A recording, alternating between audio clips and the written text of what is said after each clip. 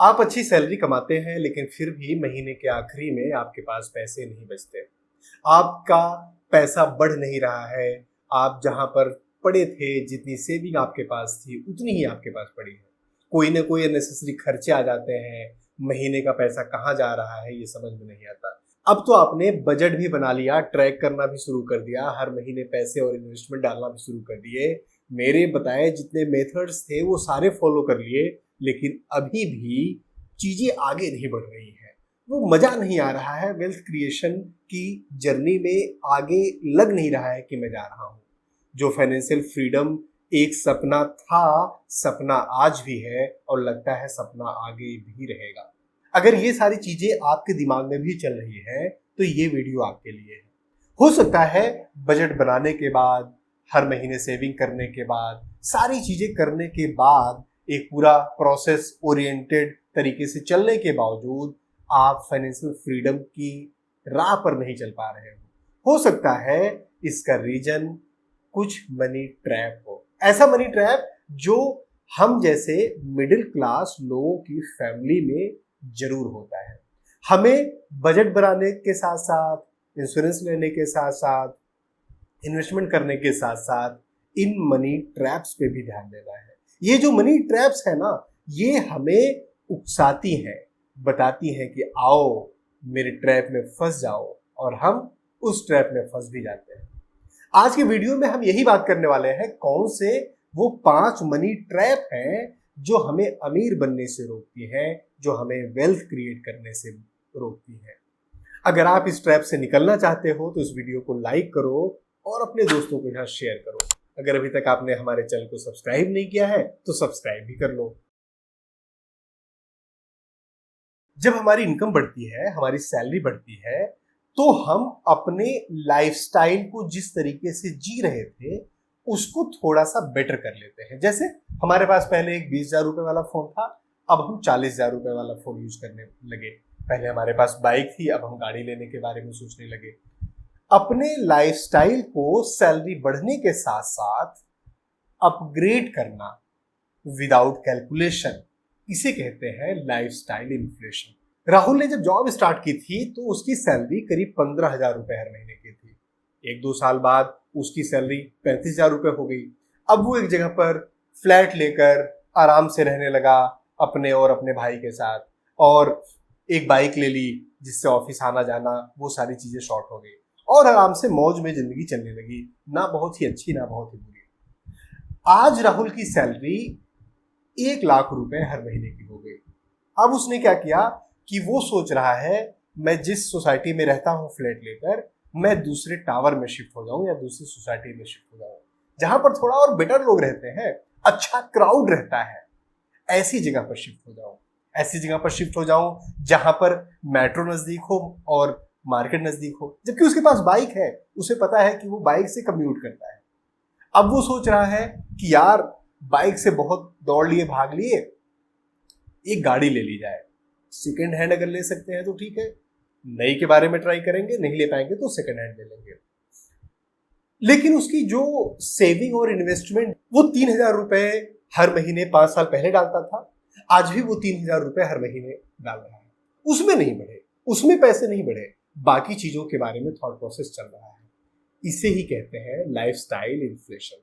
इसके सिम्टम होते हैं कि हर सैलरी हाइक के साथ साथ आपको नए गैजेट लेने हैं, नई चीजें लेनी है, अपनी लाइफ को बेटर करना है।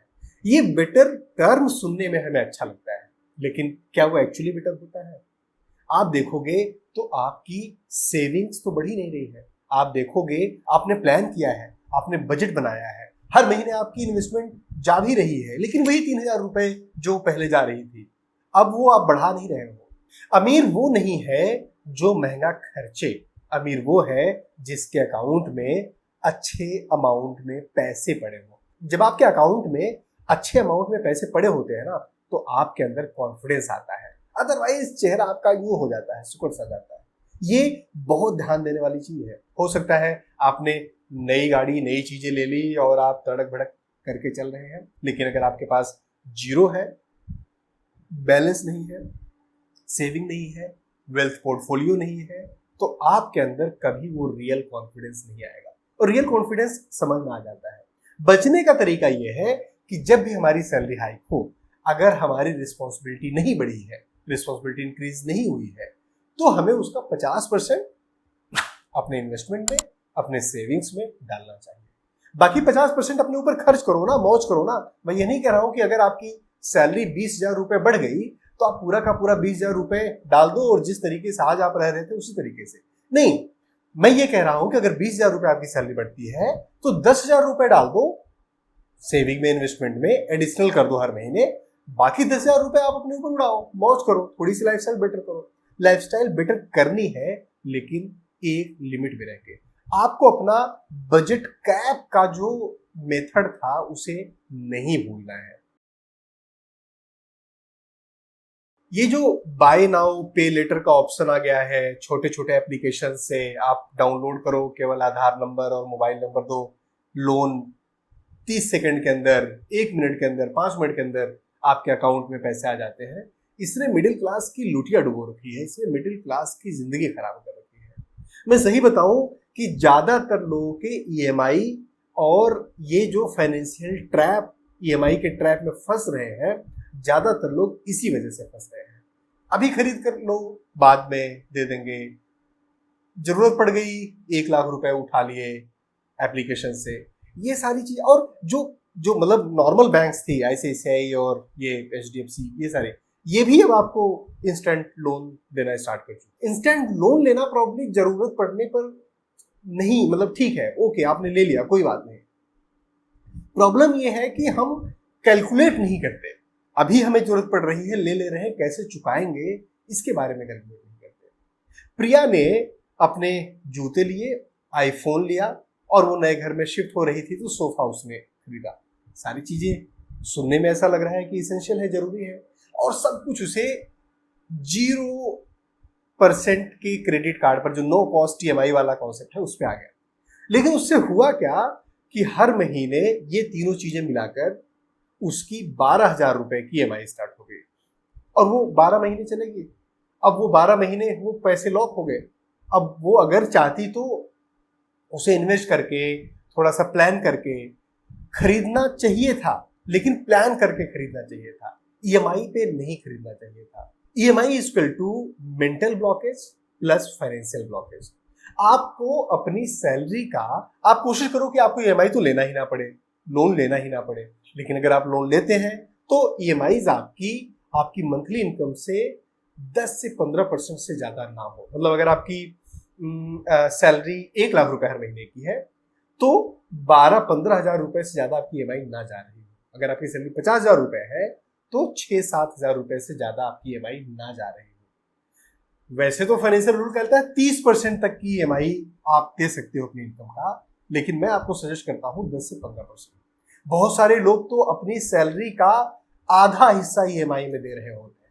घर की ईएमआई चल रही है, कार की ईएमआई चल रही है, 2 पर्सनल लोन चल रहे हैं, क्रेडिट कार्ड की एक ईएमआई चल रही है, और ऑफिस से भी थोड़ा सा उधार ले रखा है, एडवांस ले रखा है।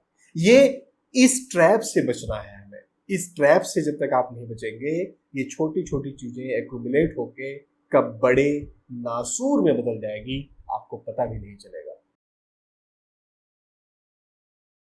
आजकल मिडिल क्लास में स्पेसिफिकली ये हो गया कि यार गोल्ड ले लेना है, गोल्ड लेना है, क्योंकि गोल्ड का प्राइस ऊपर जा रहा है, ऊपर जा रहा है, 1 लाख रुपए से ज्यादा चला गया, तो गोल्ड ले लेना है। हर चीज पे जरूरत पड़ी गोल्ड ले लिया, कोई फेस्टिवल आया गोल्ड ले लिया, शादी पड़ी गोल्ड ले लिया, थोड़े पैसे जमा हुए गोल्ड ले लिया। गोल्ड आपको सिक्योरिटी देती है। मैं बिल्कुल आपको बताऊं, कई बार मैंने बोला है कि गोल्ड लेना चाहिए, अपने पोर्टफोलियो में ऐड करना चाहिए, लेकिन एक बहुत ही लिमिटेड अमाउंट उसके लिए डेडिकेट करना चाहिए। आपकी जो टोटल पोर्टफोलियो की वेल्थ है, जो टोटल पोर्टफोलियो है, उसका 10% से ज्यादा गोल्ड नहीं होना चाहिए। गोल्ड का हाँ अभी भाग रहा है, ऊपर भागा है, रिसेंट पास्ट में 1-2 साल में अच्छा भागा है, लेकिन 10% से ऊपर नहीं जा रहा है। और अगर आप पिछले वही 4 साल में म्यूचुअल फंड्स देखेंगे, इंडेक्स फंड्स देखेंगे, तो 13-14% आपको रिटर्न देते हैं। तो आपको गोल्ड लेना है क्योंकि ये सिक्योरिटी देता है। ये एक तरीके से बहुत ही लिक्विड होता है गोल्ड, आप जब चाहें तब सेल कर सकते हैं। और लेकिन उसको ज्वेलरी के फॉर्म में बना के रखना, क्योंकि ज्वेलरी में फिर आप उसमें मेकिंग चार्जेस भी दे रहे हैं, आपको वो महंगा ही पड़ रहा है। वो रिटर्न आपको 5-6% से ज्यादा नहीं मिल रहा है। वहीं हाई रिटर्न के लिए आपके पास बहुत सारे और ऑप्शंस हैं। तो गोल्ड से ऑब्सेस नहीं होना है। अगर गोल्ड आप ज्वेलरी के लिए ले रहे हैं, ज्वेलरी के पर्पज से ले रहे हैं तो ठीक है, लेकिन अगर आप गोल्ड इन्वेस्टमेंट के पर्पज से ले रहे हैं और ज्वेलरी फॉर्म में ले रहे हैं, नो नो नो। ज्यादातर लोग इंश्योरेंस को एक खर्चा मानते हैं। आपको यह समझना चाहिए कि इंश्योरेंस आपका खर्चा नहीं है, इंश्योरेंस आपका सेफ्टी नेट है, इंश्योरेंस आपका इन्वेस्टमेंट है। ऐसा सेफ्टी नेट जो आपको बचाता है हर बुरे मौके पे। 3 तरीके के इंश्योरेंस आपको जरूर लेकर रखने चाहिए। हेल्थ इंश्योरेंस, जो आपकी फैमिली में जितने भी मेंबर्स हैं सबके लिए होगा, और ये कितने अमाउंट का होगा, 4 से 5 लाख रुपए तो होना ही चाहिए। और एक टर्म इंश्योरेंस, और टर्म इंश्योरेंस चाय समोसा आप रेगुलर खाते हैं, आपको आदत है, साथ में एक सुट्टा ब्रेक भी लेते हैं, 2 सुट्टा ब्रेक भी लेते हैं, इतने ही पैसे में टर्म इंश्योरेंस आ जाता है। एज के ऊपर डिपेंड करेगा, कई सारी चीजों पर डिपेंड करेगा, बट मोटा मोटा इसमें आ जाता है। बिना हेल्थ इंश्योरेंस के एक सर्जरी आपकी हो गई, एक मेडिकल इमरजेंसी आ गई, 2 से 3 लाख रुपए का डेंट लग जाएगा आपके पूरे वेल्थ क्रिएशन की जर्नी में। और फिर जिस वेल्थ क्रिएशन की जर्नी पर आप भाग रहे थे उसमें आप 2 से 3 साल पीछे हो जाएंगे। टर्म प्लान ना हो, आपको कुछ हो गया, आपकी फैमिली के लिए कुछ भी नहीं बचेगा। इमरजेंसी फंड ना हो, जॉब आपकी चली गई, घर बैठ जाओगे, जो भी एसेट है बेचना पड़ेगा। जब हम इंश्योरेंस की बात करते हैं तो यूलिप प्लान की बात नहीं कर रहे हैं। यूलिप प्लान इन्वेस्टमेंट हो सकता है, बहुत बेकार सा, इंश्योरेंस तो नहीं है। Insurance pure term insurance, pure health insurance, ये इंश्योरेंस होता है। और जब मैं टर्म प्लान की बात कर रहा हूं, प्योर टर्म इंश्योरेंस मतलब अगर आप नहीं मरे तो पूरे के पूरे पैसे बर्बाद, ये वाला टर्म इंश्योरेंस। और यही असली सिक्योरिटी आपको देगी, इंश्योरेंस का कवर आपको देगा, यही आपको सस्ता पड़ेगा। जितने पैसे आपके बच रहे हैं, मान लीजिए आप एक यूलिप प्लान लेते, उससे कंपेयर करिए सेम अमाउंट का अगर आप टर्म प्लान ले रहे हैं, जितना पैसा आपको टर्म प्लान में कम पे करना पड़ रहा है उतने पैसे का आप म्यूचुअल फंड में डाल दो, इससे ज्यादा रिटर्न देगा। जो मनी बैक गारंटी प्लान आपको मिला है या यूलिप प्लान आपको मिला है, उससे ज्यादा रिटर्न आपको देगा। सोल्यूशन इसका यही है, 5 से 10 लाख रुपए का हेल्थ इंश्योरेंस लो, 50 लाख रुपए से 1 करोड़ रुपए का टर्म इंश्योरेंस लो मिनिमम, ज्यादा कर ले सकते हो तो और बेहतर है। और ये इंश्योरेंस जो भी है, ये जितनी कम उम्र में लोगे उतना अच्छा प्रीमियम का रेट मिलेगा, उतनी कम इसकी इंस्टॉलमेंट जाएगी आपकी। तो जितनी जल्दी ले सको उतनी जल्दी लो। आप मैरिड नहीं हो, कोई रिस्पॉन्सिबिलिटी नहीं है, तो भी लेना जरूरी है। पहले पैसा बचाऊंगा फिर इन्वेस्टमेंट करूंगा, वो समय कभी भी नहीं आता, लिख कर ले लीजिए।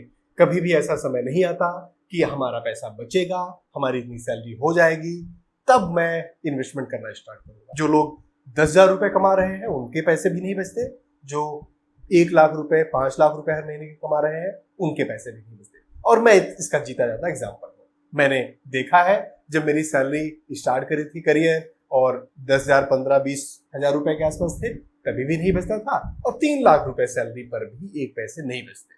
तो ये मान के चलो, इन्वेस्टमेंट आपको आदत में डालना है, हैबिट में डालना है, आपके नसों में खून में बहना चाहिए इन्वेस्टमेंट और सेविंग की आदत। आप ये मान के चलो कि जितना इन्वेस्टमेंट आप कर रहे हो, जितनी सेविंग आप कर रहे हो, वो पैसे कभी आपको मिले ही नहीं।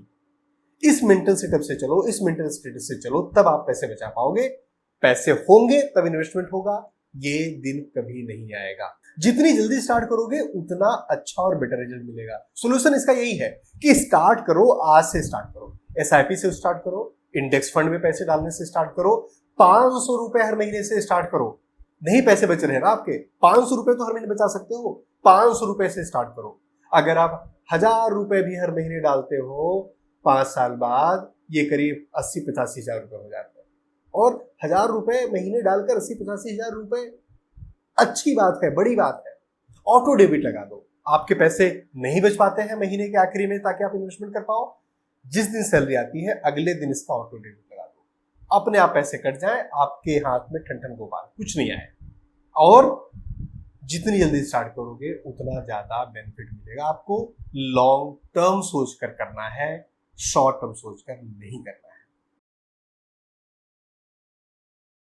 अगर आप मिडिल क्लास हो तो मिडिल क्लास ही बने रहोगे, ये जरूरी नहीं है। अगर आप मिडिल क्लास हो तो आप अमीर बन सकते हो, वेल्थ क्रिएट कर सकते हो, लेकिन आपको ये ध्यान देना है कि कहीं ये जो मनी ट्रैप्स हैं जिनकी हम बात कर रहे हैं आज की वीडियो में, कहीं आपके पैसे चुरा तो नहीं रहे हैं, कहीं आपकी मेहनत पे डाका तो नहीं डाल रहे हैं, कहीं आप मेहनत से पैसे कमाते हैं और ये ट्रैप्स, ये जो चोर बैठे हुए हैं, ये आपका पैसा खा तो नहीं ले रहे हैं, आपका पैसा चुरा तो नहीं ले रहे हैं। इनसे बाहर निकलना मुश्किल नहीं है। इनसे बाहर निकलने के लिए केवल आपको अपने दिमाग पर जोर डालने की जरूरत है, एक लिखित रिटन प्लान बनाने की जरूरत है। Until you don't make a written plan, you will not be able to beat these traps. ये अपने दिमाग में आप बिठा लो। जब तक आप एक रिटन प्लान नहीं बनाएंगे, लिखित प्लान नहीं बनाएंगे, आप इन ट्रैप्स को बीट नहीं कर पाओगे। तो दोस्तों, मुझे उम्मीद है आपको ये वीडियो समझ में आया होगा, पसंद आया होगा और आपकी लाइफ में थोड़ा वैल्यू जरूर ऐड करेगा। अगर आपको वीडियो पसंद आया तो लाइक करिए, अभी तक आपने चैनल को सब्सक्राइब नहीं किया है तो सब्सक्राइब करिए, और हाँ, अपनी हेल्थ का खूब ध्यान दीजिए। हेल्थ है तो ये सारी चीजें आप कर लोगे, हेल्थ नहीं है तो इनमें से कोई भी चीज आपके काम नहीं आएगी। हमारी वीडियोस को देखते रहिए, अपना और अपनों का ख्याल रखिए। Thank you. जय हिंद।